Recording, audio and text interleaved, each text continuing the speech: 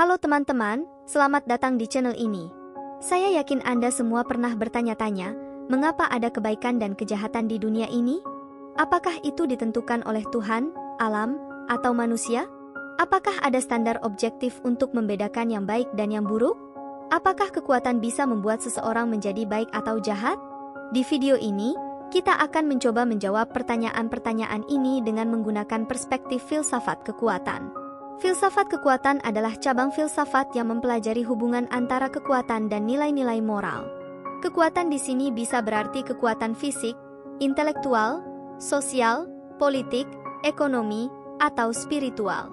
Filsafat kekuatan bertanya, bagaimana kekuatan mempengaruhi perilaku manusia, bagaimana kekuatan mempengaruhi penilaian moral, dan bagaimana kekuatan mempengaruhi kesejahteraan manusia.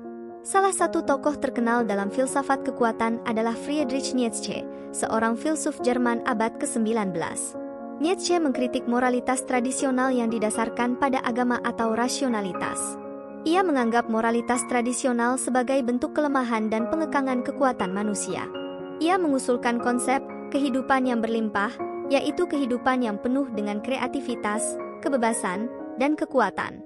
Ia juga mengenalkan konsep kehendak berkuasa, yaitu dorongan alami manusia untuk menguasai diri sendiri dan lingkungannya. Menurut Nietzsche, kebaikan dan kejahatan bukanlah kategori objektif yang ada di luar manusia, melainkan hasil dari interpretasi manusia terhadap kekuatan. Ia membedakan dua jenis moralitas, yaitu moralitas Tuhan dan moralitas Buddha. Moralitas Tuhan adalah moralitas yang berasal dari orang-orang yang memiliki kekuatan dan percaya diri. Mereka menilai sesuatu berdasarkan manfaatnya bagi diri mereka sendiri. Mereka menganggap yang baik adalah yang kuat, indah, berani, dan mulia. Mereka menganggap yang buruk adalah yang lemah, jelek, pengecut, dan hina. Moralitas Buddha adalah moralitas yang berasal dari orang-orang yang tidak memiliki kekuatan dan merasa tertindas. Mereka menilai sesuatu berdasarkan dampaknya bagi diri mereka sendiri. Mereka menganggap yang baik adalah yang lembut, ramah, setia, dan kasih sayang. Mereka menganggap yang buruk adalah yang kasar, sombong, pengkhianat, dan kejam. Nietzsche berpendapat bahwa moralitas Buddha adalah bentuk balas dendam terhadap moralitas Tuhan. Moralitas Buddha menciptakan konsep dosa, neraka, dan Tuhan yang menghakimi manusia. Moralitas Buddha juga menciptakan konsep idealisme, altruisme, dan kesucian yang bertentangan dengan kenyataan. Moralitas Buddha mengekang kekuatan manusia dan membuat manusia menjadi lemah dan tidak bahagia. Nietzsche tidak menganggap kekuatan sebagai sesuatu yang inheren atau tetap, melainkan sesuatu yang dinamis dan berubah-ubah. Kekuatan bisa bertambah atau berkurang tergantung pada situasi dan kondisi manusia. Kekuatan juga bisa digunakan atau disalahgunakan tergantung pada tujuan dan cara manusia. Nietzsche mengatakan bahwa kekuatan bisa membuat seseorang menjadi baik atau jahat, tergantung pada apakah kekuatan itu digunakan untuk menciptakan atau menghancurkan. Jika kekuatan digunakan untuk menciptakan sesuatu yang baru, indah, dan bermanfaat, maka kekuatan itu adalah baik. Jika kekuatan digunakan untuk menghancurkan sesuatu yang ada, jelek, dan merugikan, maka kekuatan itu adalah jahat. Nietzsche juga mengatakan bahwa kekuatan bisa membuat seseorang menjadi baik atau jahat, tergantung pada apakah kekuatan itu berasal dari dalam atau dari luar.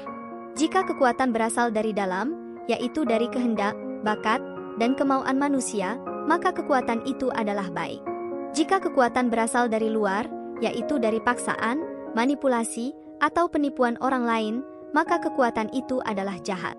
Dari penjelasan di saya sebelumnya, kita bisa menyimpulkan bahwa kebaikan dan kejahatan adalah konsep yang relatif dan subjektif, yang tergantung pada perspektif dan kepentingan manusia.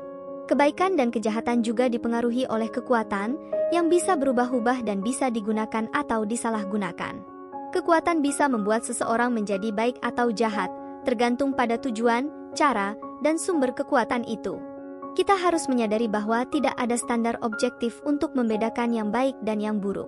Kita harus menghormati perbedaan pandangan dan nilai-nilai orang lain, dan tidak memaksakan moralitas kita kepada orang lain.